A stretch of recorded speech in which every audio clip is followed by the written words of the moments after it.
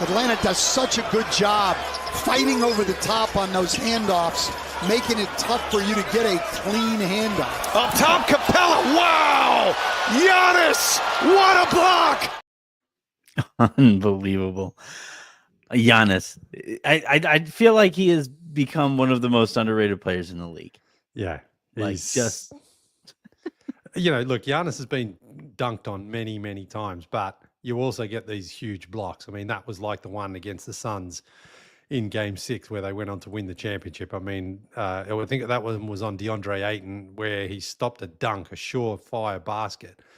And the same thing there, the Hawks making a bit of a run. Capella was home. And, man, that was an awesome block. I love it when the commentator like Brian Anderson, he loses it there for a few seconds, He just, whoa. So, yeah, awesome stuff.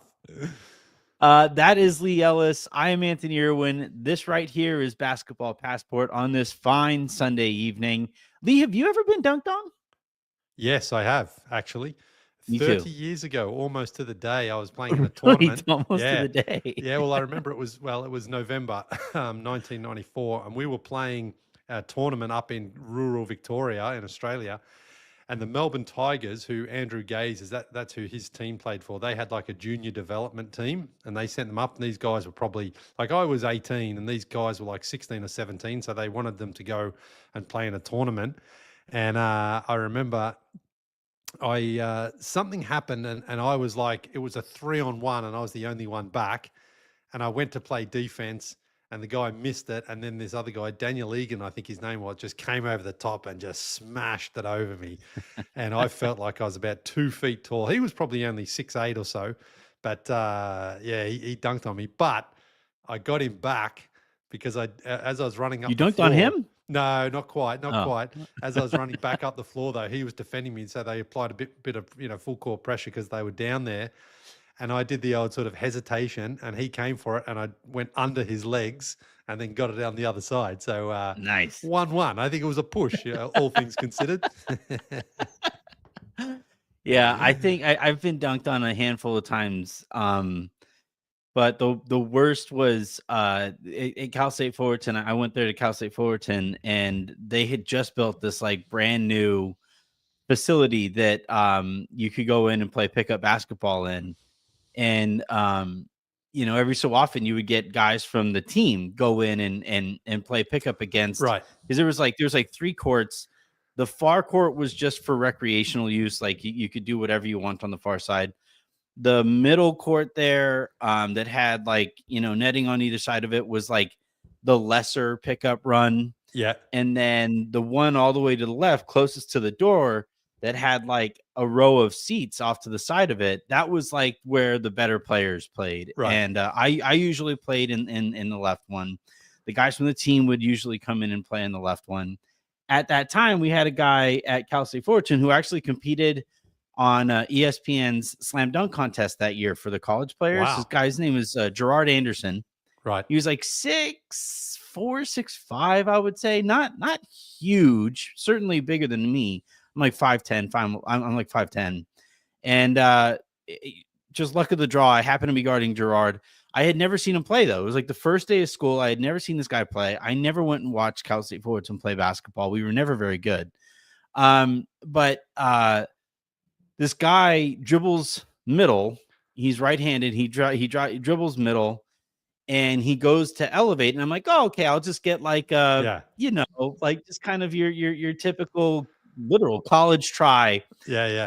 Just attempting to block or contest this layup that I thought he was going to attempt. Well, my elevator checked out at like, the 5th floor or whatever. His elevator kept on going all the way up to the penthouse. And on the way after he dunks it, the ball actually went through the basket and it hit me in the head. And I'm like, awesome. And it was like a packed house because, anytime the guys would walk in there to play, you would have a whole bunch of people go there to watch these guys play. Yeah. So it's a packed house. I'm the new guy that hadn't played there yet. And I swear, like I was an okay basketball player at some point in my life. anybody basically who has played at like a decent level of basketball had been dunked on before. Yeah. But this guy he dunks on it and just absolutely, should have ended my career right there. Didn't, but it should have. Yeah, well, that's it. It's a badge of honor, and Yeah, Giannis has been jammed on many times, but I respect the hell out of him because he goes up for these ones, And Yeah, no now it's business decision. Capella, so it's not it's not like the chance of Capella really banging on him is not high. But Yeah. that's what happens. Occasionally you get caught, but occasionally you get those huge blocks like that. And man, that one was unreal. Yeah, the block on the alley-oop, because he had the one in the finals too, that is, in my opinion, is one of the greatest defensive plays I have ever seen. Ever, yeah. The amount of timing, the incredible timing and athleticism you have to make that play. Yeah. There are maybe like 5 people in the history of mankind who could have made that play, and he's one of them. Yeah. That play obviously came from the semifinal there between your Atlanta Hawks and the Milwaukee Bucks for the opportunity to move on for the NBA Cup final, which will take place on Tuesday. Unfortunately, the Hawks did fall to the Milwaukee Bucks, and the Bucks will now play the Oklahoma City Thunder in that game. We'll talk about that here in a bit. Also, elsewhere across the league, as today is December 15th, a good chunk of players who were signed this last offseason are now eligible to be traded. And we actually have our first couple trades that have already taken place. You had the big one is Dennis Schroeder going to Golden State. And then the Miami Heat also traded, they traded Thomas Bryant to the Indiana Pacers, who have lost 2 different centers to Achilles tears this year. So we'll preview, we'll talk about both of at least certainly the Schroeder move. And then we'll also kind of preview NBA trade rumor season, which has just kicked off. And then later in the show, Leigh, you are going to be taking us to Lithuania. Yeah, teasing Lithuania for Thursday's Basketball Passport pod. That's where we do have a bit of a look around the world, and I was in Lithuania last year, and really this one was prompted because of Lonnie Walker's form. His team is playing well. They're outside the 8 right now of the EuroLeague competition, but hopefully they will be in, and we'll have some things to talk about there. But Lithuania, huge basketball country, huge, and some really huge names have come out of there. So going to talk about my experience there at the Final Four last year, and just what basketball means to the people of Kaunas and it's a magnificently beautiful city, Kaunas, man. Well, old Soviet style city, but really one of the prettiest places I've ever been. Can't wait to hear more about it. A quick reminder before we dive on in, please do hit that subscribe button if you guys are watching live on YouTube right now. If you guys are on Twitter, or you got the note that I sent from Blue Sky, again, the place to find the show, the video of the show where we tape these things live is on youtube.com/@basketballpassport. If you guys are listening to this in the version of the podcast, please do hit subscribe wherever it is that you get your pods, preferably in Odyssey, because we are company men. And then if you guys want to hit us with any emails or any questions or stuff like that, you could send a nice, concise email to match the concise email address that we gave you guys. basketballpassportpod@gmail.com is where you could send us those notes as well. But yeah, we'll go ahead and dive on in to starting with the Emirates Cup semifinal. NBA Cup. Between you had the Milwaukee Bucks beat the Atlanta Hawks, and you had the Oklahoma City Thunder beat Houston. Houston. Yeah. That I want to start actually with the OKC Houston game, because you can kind of tell when guys really start taking things seriously. Now, you have 2 of the most talented defensive teams in the league in Oklahoma City and Houston. But when both teams really ratchet up that defense, that game was grimy. It was played in the mud. Every single point you felt like was earned in blood. What a fun game there between two really up and coming. Obviously OKC had the best record in the West last year. Yeah. Still very young, and then you have Houston, who has a very young core of its own. But wow, what a scene there between those two teams. Look, again, I think these two games were ridiculed on social media for the ticket prices. You could basically get a seat there for $30 or $40. But again, I don't care about that stuff. I think it was good to see these four teams going at it, and the Thunder and the Rockets could very well meet in the semifinals of the Western Conference, maybe even in the finals. Who knows if things break right? Houston are a fun team to watch with Jalen Green, Şengün, Dylan Brooks. Love him or hate him, he's pretty much must watch sort of stuff. Tari Eason as well, and so I enjoyed it. I thought it was good, and I really liked the way the Thunder turned on the Jets there in the second half, especially Shai Gilgeous-Alexander. I mean, he's incredibly fun to watch. So it wasn't maybe as exciting a game as the first one, but I think the right team won. And I mean, the final now shapes up to be pretty interesting, honestly. I think. I mean, again, I know a lot of people are just making fun of this whole enterprise here. My only criticism, I guess, is the first game was a 4:30 Eastern tip-off on a Saturday afternoon. I mean, Yeah. that's bad. You're setting him up for failure there. 1:30 on the West Coast on a Saturday afternoon is just insane, that part of it. But again, that's one side of it. I actually think the competition itself and these two games were both really fun. And I'm excited to see, because the Thunder a couple of years ago, remember they lost by 70 to the Grizzlies? And it was like, what's going on? They traded for like Al Horford and Kemba Walker, but sent these guys home. And it was like, you can't just completely tank a season and, expect that's to be okay.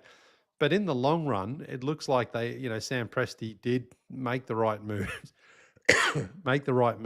And it's now starting to pay off, because with Jalen Williams, Dort there, obviously Hartenstein, since he's come back, has been an incredible addition to that team, especially considering Chet is still out and will be for a while. But then Shai Gilgeous-Alexander, man, when it's takeover time, he steps up and delivers, and had a couple of really, really smooth moves. But again, this team, while Gilgeous-Alexander is the number one star, he really feels like he wants buy-in from everybody, and everybody to understand they're on the same wavelength. And I think they're getting that. I think they're just playing so well. That defense is incredible. I know we've talked about it. On track to be potentially the best defense rating we've ever seen. And they get after it. They cause so much disruption on the offensive end for opposing teams, and then they go out and run and get out there and make it tough on the other end. So they're fun to watch. They're enjoyable to watch. And for me, sure, the Warriors and the Lakers and the Knicks and the Celtics might be the bigger name, but I'm enjoying seeing the Thunder actually really start to show what they're made of. In that game, you mentioned Shai Gilgeous-Alexander. He went for 32 points, 8 boards, 6 assists, 5 steals on 8 of 21 from the field, 14 of 15 from the free throw line. He gets a prodigious whistle. I think we can say that. But he finished a game high plus 16. Yeah. You know who else was a plus 16? Alex Caruso, who they got for 0 first rounders whatsoever. It was just for Josh Giddey, somebody who the Lakers told, nope, we don't want to pay you. We'd rather pay Taylor Horton-Tucker. Alex Caruso in 20 minutes was a plus 16 in that game. Yeah. The Shai thing is really fun to watch. This guy take step after step after step forward in his career. Last year, I thought he wasn't taken, I don't think, seriously enough as an MVP candidate. Usually you have to play that well for a really good team for a couple of years in a row before you're taking that kind of serious. He's doing it again. And it was really fun to watch him against this Rockets team specifically, because they were throwing the kitchen sink at him, right? Yeah. And they have so many wings. They have so much size and so much athleticism on the perimeter that you can throw at Shai. It looked to bother him early in the game, and then over the course of it, he was playing that chess match and really kind of figured it out. And it's just so fun to watch him in that kind of a situation. And this should be the point of this tournament.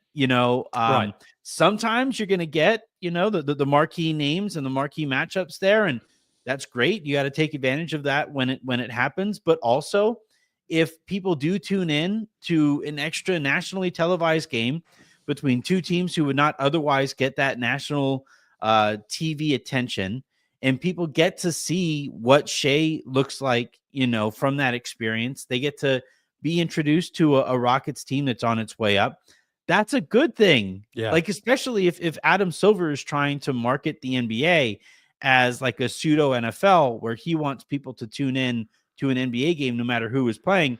Well, this is the event, and you're trying to make these tentpole events, and this is how you have to prop them up. Now, you don't prop them up by putting one game early in the afternoon on the West Coast, and then you watch the people were kind of making fun of the ticket prices. I don't care about that. I do care a little bit about the ratings. I think I don't think we can kind of completely ignore ratings, because at the end of the day, you want people to watch your sport like that. It seems, but in this case, they may have taken a bit of a ratings hit because of these matchups.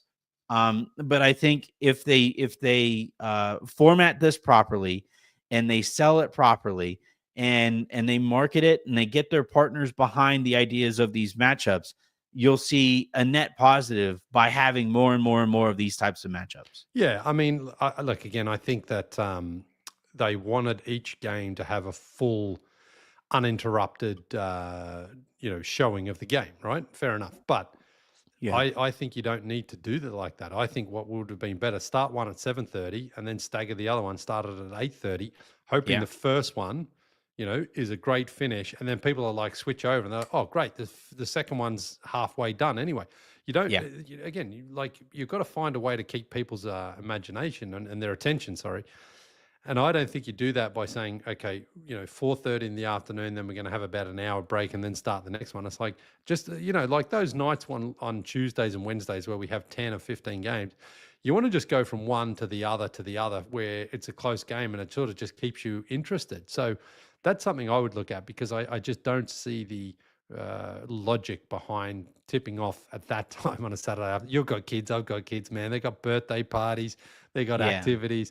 It is a tough place to be like, I've got to go and watch this semi-final right now in the middle of the afternoon. It just doesn't really work for a lot of people. But I mean, look, who knows if this will keep going, this in-season tournament. And I think every year they do try it, they're going to have to sort of figure out a few little differences and tweaks here and there. And I think the TV start times is going to be one of them. But overall, man, just going back to Shai Gilgeous-Alexander for a minute, I love guys who have got this real ability to change pace from full speed to like this middle moderate speed to almost slow and steady. But then they can just, like, even if it's only one or two steps, they can go forward, lose their defender, shake and bake. He's got incredible handles. He can go left or right. And he doesn't jump that high. He's not super athletic. He's almost a bit more like Luka in that sense, where it's like you can sort of see this coming, but you can't stop him or block him. But he's got range on his shot. He's got a mid-range. He can finish inside. And it's that change of speed, I think, is the toughest to defend, because guys can be right in your face, and then for a second he takes off, but then he does that, he sort of slams on the brakes there, does that herky-jerky stop-start, loses his opponent, can pass, is a willing passer, has the midi, can step out as well for a three. He's got it all. So he's such a handful to defend, and he's so much fun to watch. And again, I think the fact that he doesn't have this aura about him that he's like, this is my team and I'm the leader. Instead, he's very much like everyone has got to buy in, and it starts with his leadership in that category. On both ends too. Yeah. Because he gets after it defensively. 5 steals in that game. Yeah. And he's a long player. He really kind of reminds me, every time I watch him play, it's like watching a cat out there. The way that he moves, the way he kind of slinks around the court, and the way that he stops and he starts. And like I kind of feel like every time, he has those floaters that happen, like with the drag step that goes into the floater. And as he's dragging that back foot, it's kind of like watching a cat with a cup of coffee at the edge of the counters. Like, don't do it. don't do it. I'm gonna do it. I'm gonna do it, and I knock it Yeah. over. And it's just like watching him play is super super fun. And he plays in a market in the smallest market in the league, right? For Oklahoma City, and he plays on a team that at this point, in terms of organizational status, is probably best known for squandering Russell Westbrook, Kevin Durant, and James Harden.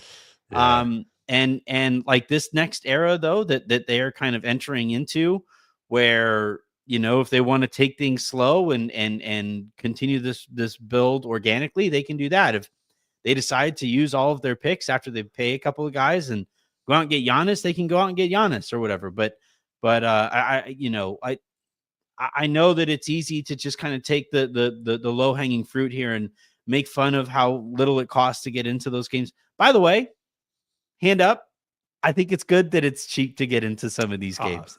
On I the think same, that's man. a fine. I don't understand why. Yeah. I don't know. I don't understand why we brag about how much it costs to go to a Laker game. Like I man. would prefer to be able to take my family of 4 to a Laker game and not have to put a down payment on it. I 100% agree with you on that. That I think teams, even here in Atlanta, they should just say, you know what, just make it $20 to get in, because that's not, I would rather a full arena. And the more that you get people in there, especially if you get them, this is my sort of theory behind it. If you get them in there cheaper, then they're more likely to have the add-on sales as well. Buy the pizza and the beer and the T-shirt and the souvenir and things like that, because they're like, hey, it was only $20 to get in. I'll spend my money elsewhere, because I would much rather an arena full of people who are like, can you believe this is only $20 to get in, than an empty arena. If the Spurs and the Timberwolves game tonight, you should have seen that. It was so empty in the Spurs arena there, and it looked awful on TV. And so I would be like, okay, let's just cut our losses here, but let's see if we can attract people to come and just basically throw that $20 down, and see if we can get them to at least attend the games, and then see if they spend the money elsewhere. But it was weird though. I saw it, like people are bragging like, oh man, I spend more than that. And like, but don't you actually want to just go to these games cheaper? But I'm the same. I've not taken my boys to as many games as I'd like to here in Atlanta, because it's the same thing. You're looking at $500 for a game, and it's like, I just haven't got that sort of disposable income ready, or I don't even want to spend it, even if I did. Yeah. And also, like, that's if you want like okay seats. Right. Like if you want lower bowl, if you want good seats, now you're talking about thousands of dollars, and it's just, it's ridiculous. The other half of these semifinals was that Bucks Hawks game. Fantastic game here. Went down to the wire. 110 to 102 was the final there. And Giannis did Giannis things. 32 points, 14 boards, 9 assists, 4 block shots, including the one that we opened the show with. And then, on the Atlanta side of it, you had Trae Young go for it's not opening. 35 points for Trae, with 10 assists, 7 boards for Trae Young, 9 of 18 from the field. That game was everything that the NBA could have possibly hoped for. In watching those teams come together. Yeah, no, I mean, it was good. I was actually surprised, having followed the Hawks so closely this season. I thought they're going to do this pretty well, because I thought outside of Giannis, the Bucks didn't have a lot. Lillard wasn't shooting the ball all that well. Lopez gave them a little bit, but Chris Middleton, obviously still coming back from injuries, nowhere near the player he once was. Yeah. And it just sort of felt like, the way that I've been watching these Hawks, I'm like, they're going to get it together, because they always do.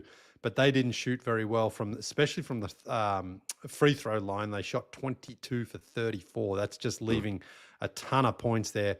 10 for 24 from downtown. Jalen Johnson, by his standards as well, wasn't all that good yesterday. He's been great this season.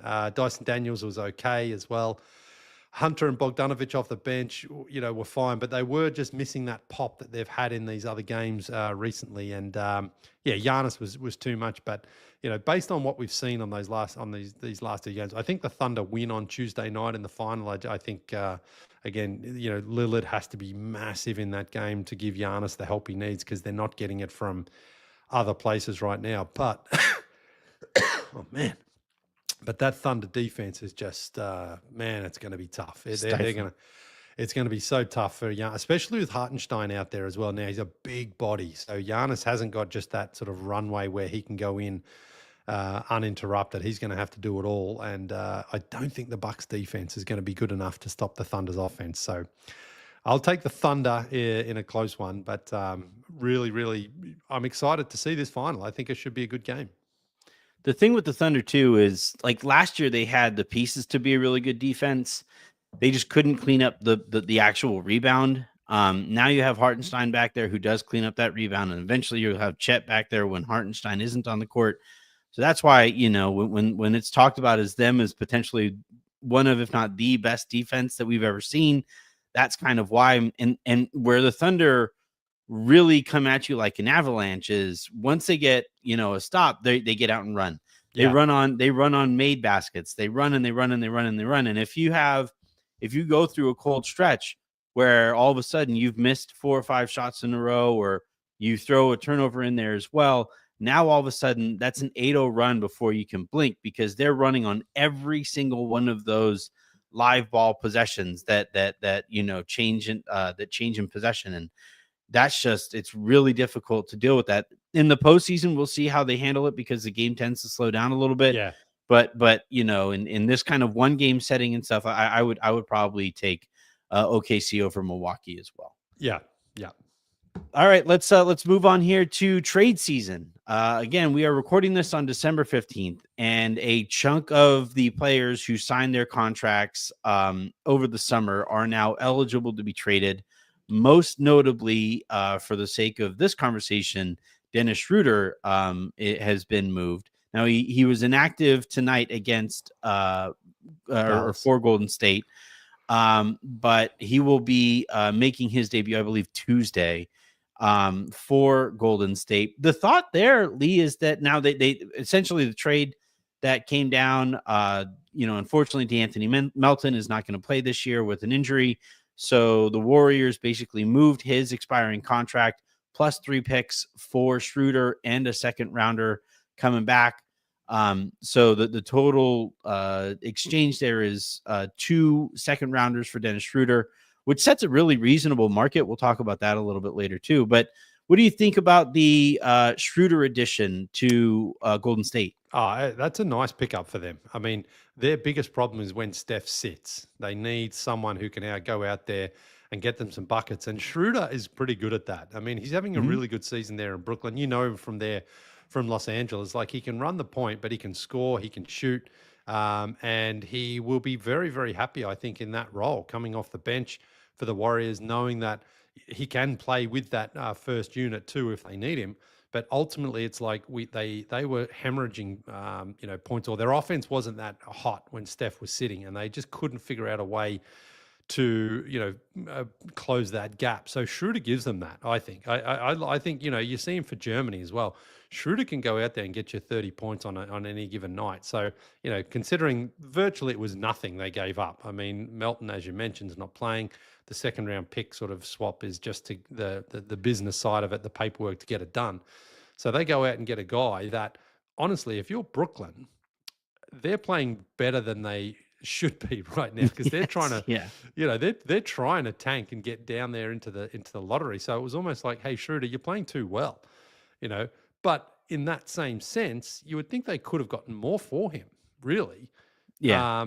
Because again, those second round picks won't do much for them. Could they have got a first round pick for him? I think so. I think someone would have picked. They were trying. Yeah, I think they could have got that. So a little surprised they pulled the trigger quite so quickly. But I guess that was what Sean Marks and the team were looking for. Is like, okay, we got to stop this winning, guys. Schroeder, you're the first domino to fall. But that, of course, now leads to the question, who else is next there in Brooklyn, and whether or not Ben Simmons is going to be on that roster one way or the other much longer. Yeah, the Simmons thing is tough because he makes so much money this year, and it's really difficult to trade for guys making the amount of money that he's making. He could accept a buyout, but the problem if he is bought out because he makes more than the mid-level exception, there are only certain teams that can actually bring him in. His his representation might just prefer that he just rides out the season there with Brooklyn over getting bought out and being considered a minimum type player from then on. Now Brooklyn does have Cam Johnson. They have Dorian Finney-Smith, two very popular wings with contenders out there. I think the thought for Brooklyn is that, they weren't able to get a first rounder for Dennis Schroeder.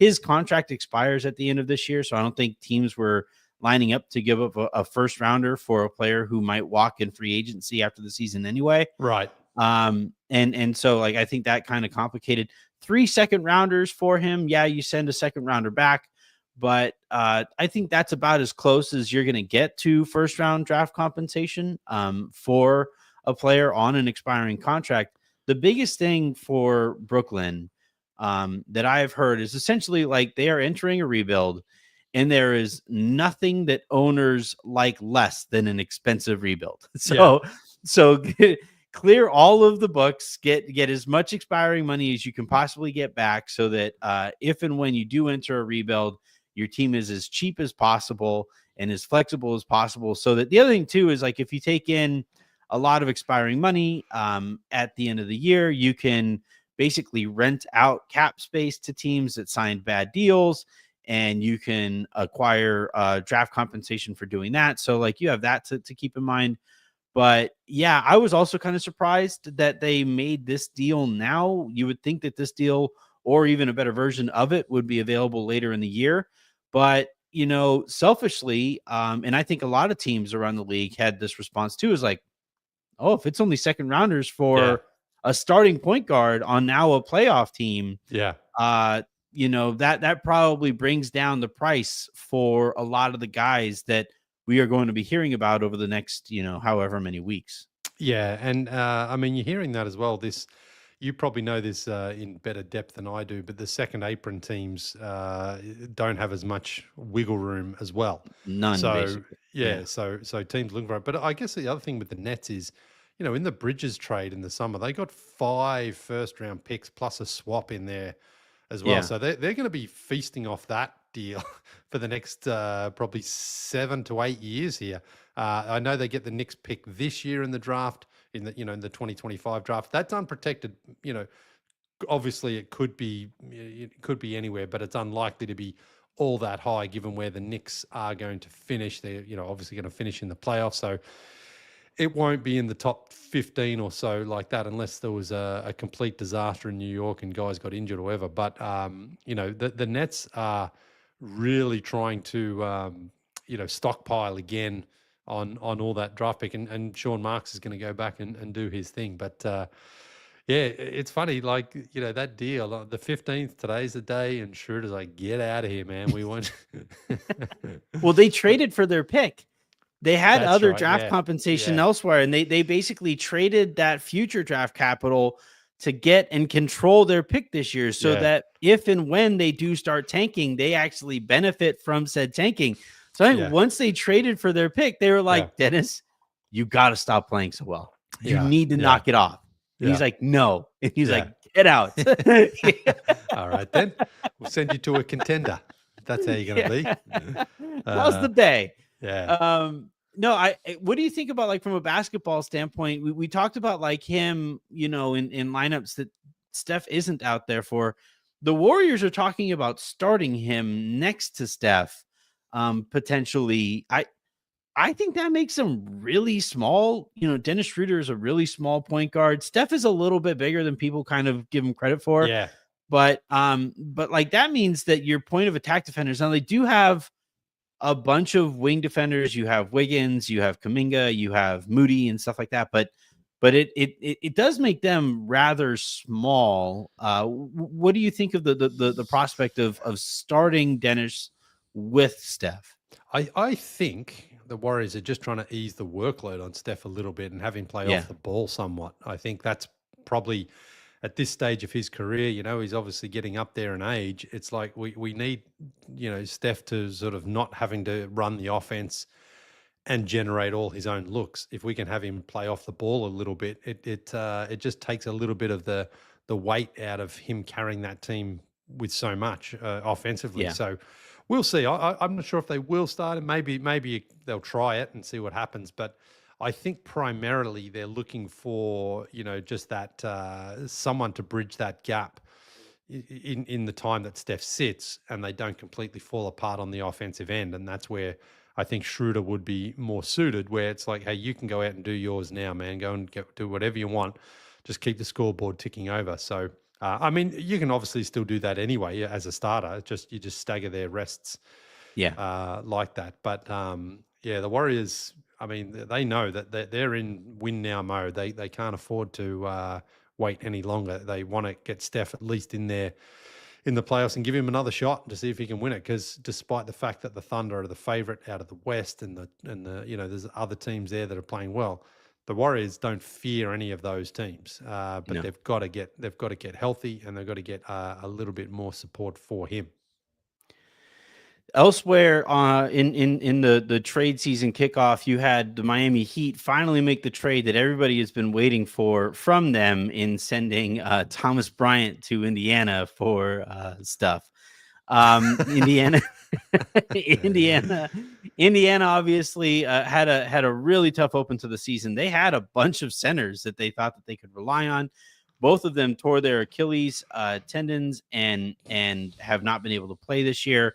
Miles Turner's is wearing down a little bit because of the load that he has had to carry. I think there was also a report that they are open to listening to Miles Turner proposals this year, which kind of caught me by surprise. We'll see how that goes. But Thomas Bryant does go to Indiana, and look, I don't think Thomas Bryant affects winning all that much. So like to the point where we could say like, all right, Miami's tearing it down. But all of this noise surrounding Jimmy Butler and the different hair colors that he's sporting, to basically tell everybody which teams he's interested in being traded to. Some bad blood there between him and Miami because he wants an extension that Miami doesn't want to give him. And look, apparently, and this is where the Golden State Warriors operate at such a high level organizationally. They made this trade, this Dennis Schroeder trade on today, December 15th. It was finalized today, and therefore before December 16th, which means that they can actually turn around and use Dennis Schroeder's salary in a future trade as well if they do decide to pursue Jimmy Butler, something that they have apparently been talking about internally. But Warriors notwithstanding or whatever, what do you think of everything going on here with Jimmy Butler? Yeah, it's funny because I think he's a classic Miami Heat player, tough, a competitor, a fighter. But I think Pat Riley also got really pissed off with him in the playoffs last season for the tweet about Jaylen Brown. And Pat Riley called him out by name and said, hey, listen, man, if you're not playing, keep your mouth shut.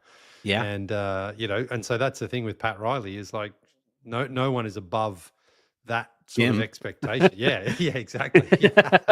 But I think as well, he's 35, Jimmy, and, so he wants a big, fat, juicy extension. And I just don't think the Heat are anybody. No, they're not. No one's going to give him that at this age. So I think, what's fascinating though, of course, Shams came out and said that, that Bernie Leigh has been saying that, the Phoenix Suns are one of the teams, that Jimmy would go and play for. And then Bernie came out and said, that's bullshit. I didn't say anything. Yeah. And then Shams went and doubled down and said, he said he's available for the Phoenix Suns.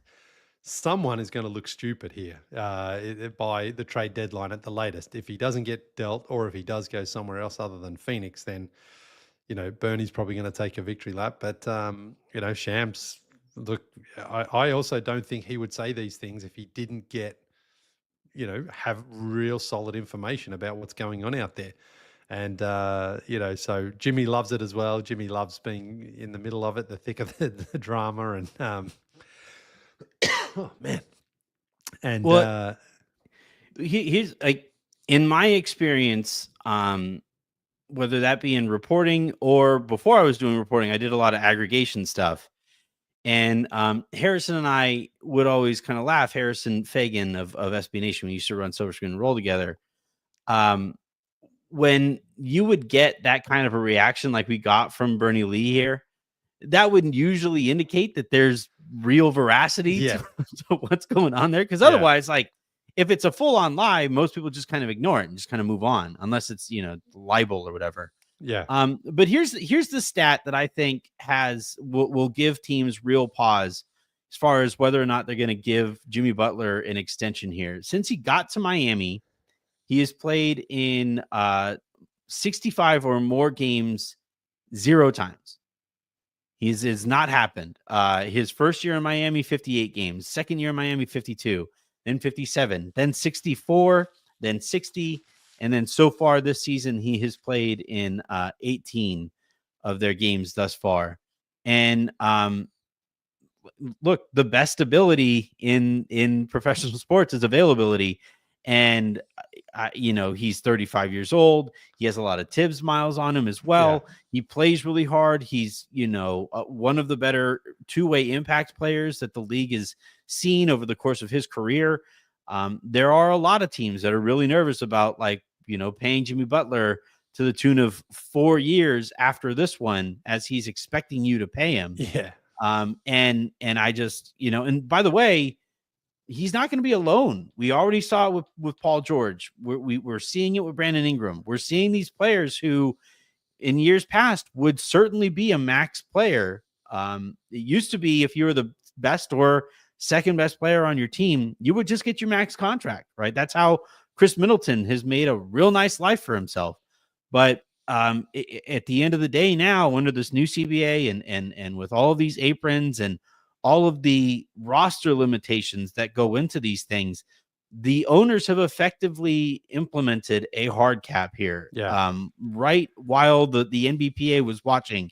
And it's going to be really interesting to watch how the Stars react to now having to live in the same cap world that everybody else has had to. Yeah, I mean, just one thing about Jimmy, the regular season games, true, no more than 65, but he's been to the finals twice and the conference finals. Yeah, incredible player, for sure. Yeah, so he does sort of manage his body well enough in that sense that it's like, hey, man, they've been close, and he doesn't make excuses. I don't think he gets out there and he plays hard, and he's been tough in the finals. And of course they lost to the bubble Lakers and then the Nuggets a couple of years ago. But look, so he is a big time player, but he's 35 and I think you can tell that those Tibbs years have caught up with him somewhat, but ultimately Pat Riley just doesn't bow to anyone anyway. So they, Windy was saying the other day that Jimmy's preference is to stay in Miami. It's like, well, okay, maybe they do come to an agreement, but it would only be, I think, a 1 year, max 2 year sort of deal that wouldn't handicap the Heat going forward, because they have to replace the Thomas Bryant minutes now when salary. So Thomas Bryant, honestly, when that trade went down, that was a genuine, I forgot that dude was even in the league. Genuinely. So did Pat Riley. Once he realized, he's like, he's still on our team? Yeah. I was like, man, I haven't heard. He was on the Wizards, and he went to the Lakers, actually, didn't he? He was twice. Yeah. He's been a Laker twice. He was drafted by the Lakers, and then they brought him back, and then the Denver Nuggets gave up 3 second rounders for Thomas Bryant. Wow. Yeah. He's still going, man. He's still going strong. I interviewed Thomas when he was just after he was drafted, and I had him on again then's Silver Screen and Rolls pod, and I started the interview by saying, "All right, now talking to the greatest Bryant in the history of the Lakers," and he was like, he literally, Leigh, he pushed himself away from the table. He's like, "I don't want anything to do with that." He was adorable. It was awesome. Nice. Thomas forever. All right. I think that is going to do it for the basketball aspect of all of this stuff. Leigh, why don't you preview our trip for Thursday? Yeah, so going to Kaunas in Lithuania, the site of the 2023 EuroLeague Final Four, my first one and my first time in Lithuania as well. And I'd heard lots about this country and the city and how big basketball is. They've got their own basketball Hall of Fame out there. It's an incredible city, and it was just one of those trips that was just so perfect in so many ways. The games were unreal. The city was great.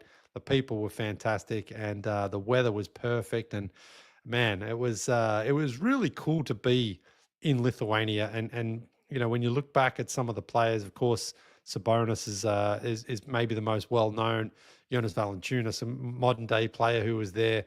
Lennis Kleiser, former NBA player with the Raptors and the Nuggets, and Karnišovas, the Chicago Bulls current GM, is also from Lithuania. And so Super I had popular a guy. really good time. I played a couple of pickup games while I was out there, ate some Lithuanian food, and man, had an awesome time. So I'm going to talk about, as I say, the EuroLeague Final Four, the city, the history of basketball in Lithuania, and hopefully Lonnie Walker, some more Lonnie Walker talk, and Žalgiris will be in the top 8 of the EuroLeague by then as well. So it'll be very, very topical stuff, hopefully. I'm pulling for Lonnie. Really like him as a player and a guy. And can't wait to hear more about him as well as that trip. I've never even what would be Lithuanian food? What's your favorite Lithuanian dish? Šalta barashti, which is this pink creamy soup that they have. And my friend Ruta, who was showing me around, her and Martina, they took me to the most traditional place in Lithuania where it's just all Lithuanian. And I said, give me just everything Lithuanian. Yeah. And this soup, man, it is as thick as anything, but it is so beautiful. So yeah, Šalta barashti. Their language is a tough one. You'll never, ever, ever, ever, ever guess in a million years how they say thank you in Lithuania, ever. I don't know. They say ačiū. Seriously, it's Bless you. ačiū. Yeah, you're saying ačiū to everyone. I saw Jonas Valanciunas here in Atlanta, and at the end of the interview, I said ačiū. I was like, I know you're never going to forget that once you know it, but learning it is tough. You're like, ačiū? Like, no way. Yeah. Awesome. All right. Well, that is going to be Thursday. That'll be Thursday, morning, the way that we normally do it there. So until then, have a great rest of your weekend, everybody. Please do hit that subscribe button. Please hit that like button, and then tell your friends about the show as we continue to grow this thing as best we possibly can. And for Leigh Ellis, I'm Anthony Irwin saying have a great rest of your weekend.